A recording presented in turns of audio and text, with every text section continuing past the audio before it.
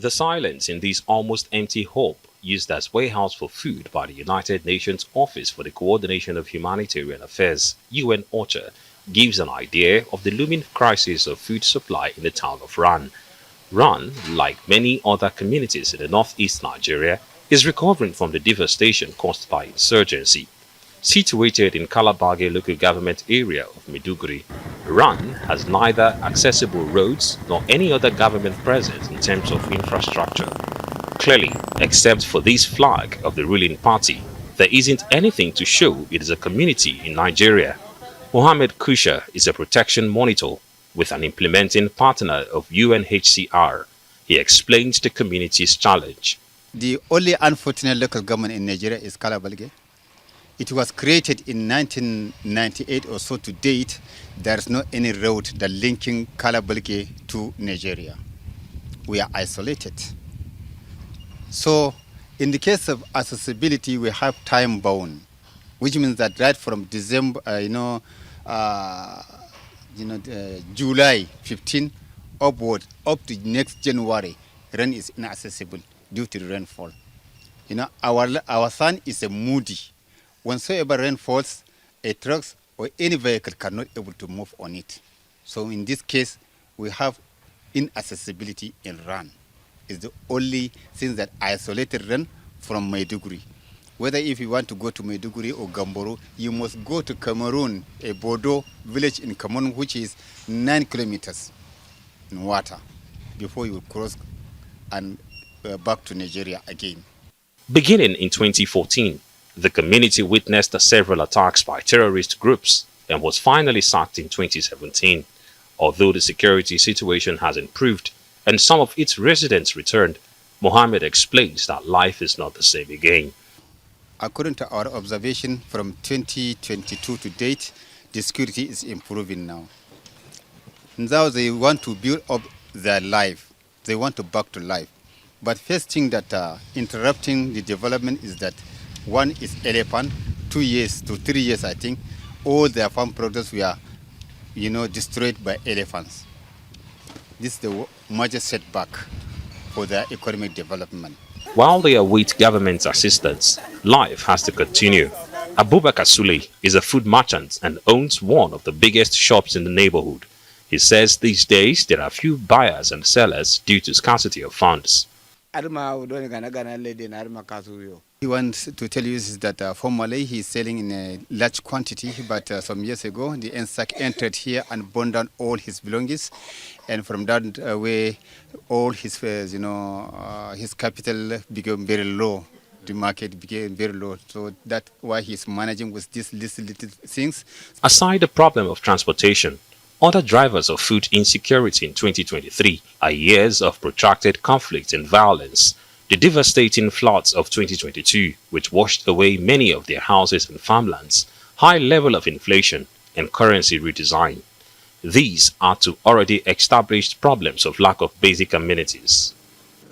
Now, water is perhaps the most important element in life. As humans, we need water to cook, we need water to drink, we need water to wash, and also do some other basic necessities of life. But unfortunately, around the camps here in Ran, it is a very scarce commodity. Right now, we have this borehole being sunk, and from what they say, 15 meters down, you get some water, but obviously not good enough to drink, and they have to go down as much as 50 meters to get drinkable water. There have been multiple outbreaks of diseases which stretch an almost threadbare healthcare system, and it is feared that acute malnutrition is close. Sultan Kachamai is the focal person of Moon Club International. The NGO, in partnership with UNICEF Nigeria, is implementing a humanitarian project on nutrition in Ran and runs this outpatient therapeutic program, OTP. The primary objective of this project is to ensure that children under age 5 and women have increased access to nutrition services for early detection, counseling and treatment of severe acute malnutrition during the onset of an emergency. Sultan says insufficient food affects the ability of mothers to produce breast milk.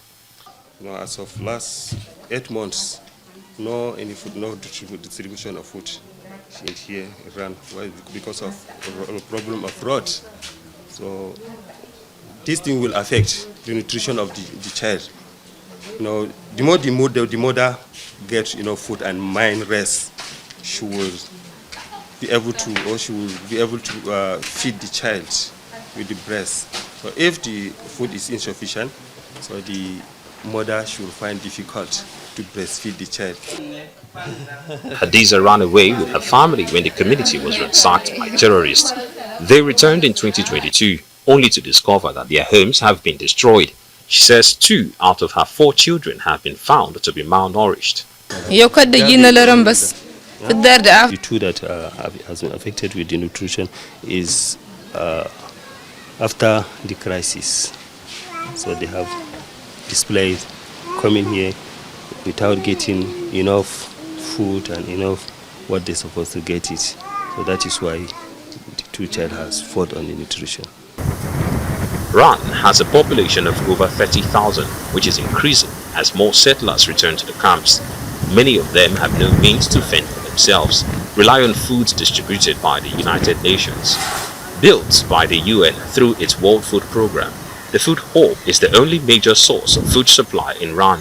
The UN gets contractors to go through the hurdles of bad roads and insecurity to supply foods like millet, beans, palm and vegetable oil and others for the community.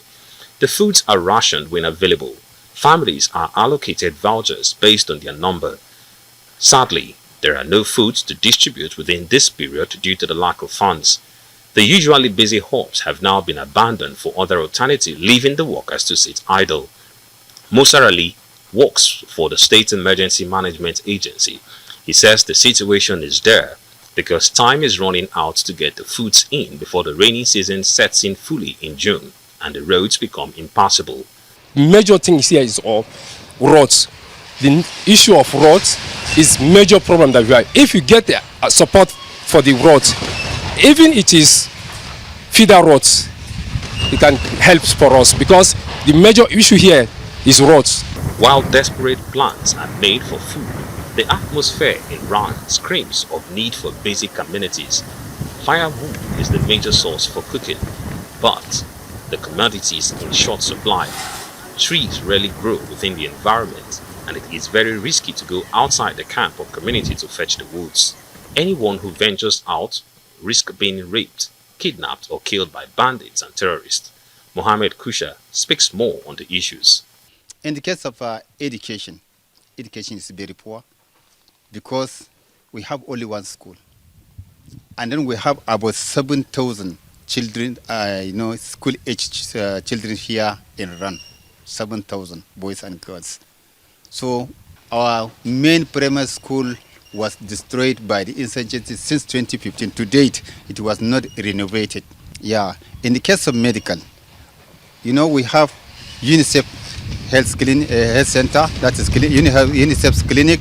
We have the Albarka that are taking care of the sexual health reproduction, and we have the ICRC supporting clinic. All those are supporting, and they are dealing with only primary health care support. In the case of secondary health care, whether we can take the patient from here to Cameroon or to Maiduguri, which is very far and which is very difficult for IDP to take this responsibility of himself. A look at one of the stabilization centers used for treatment of severely malnourished children tells the tale of likely consequences if urgent actions are not taken. At the peak of the lean season in 2022, about 5 to 7 children are brought to the center in Maiduguri, the capital of Borno State, daily. Sadly, many who are brought in critical conditions do not survive despite the treatment.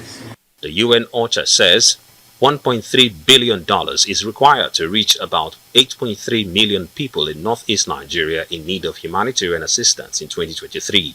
Of this number, 4.4 million are in need of food security assistance, 4.24 million in need of nutrition assistance, and 2.2 million of them are internally displaced. As part of this, $396.1 million is urgently needed to deliver life-saving food security and nutrition assistance to 2.8 million people of the most affected people in the next 6 months. Despite these interventions, The United Nations says nothing beats the people having to grow their own food. Stakeholders are therefore calling on the government to do more in terms of providing security, agricultural seeds, and financial aids so that the people can be self-sufficient.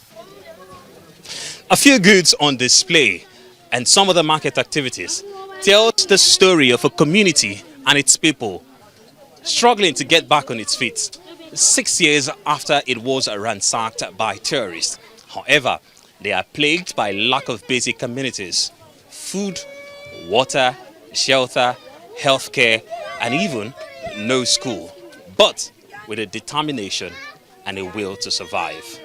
Ferdinand Droha, reporting from Ran, Kalabage local government area of Borno State, for Arise News.